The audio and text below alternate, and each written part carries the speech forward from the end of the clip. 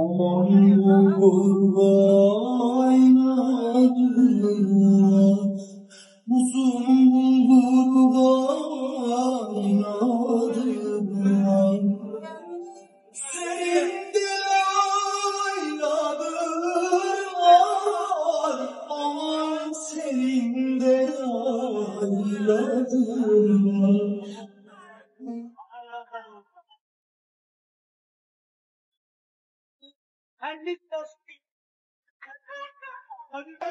Önüne giderken yoruldum, Akko köyün içinde püskürtüye vuruldum.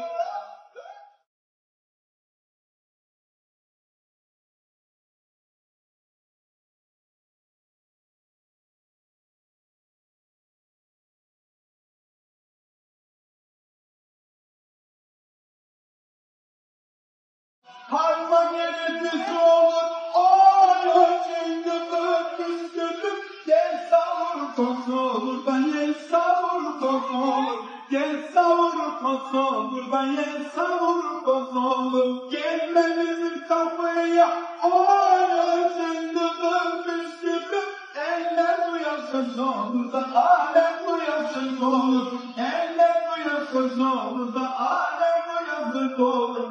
Ellerin önüne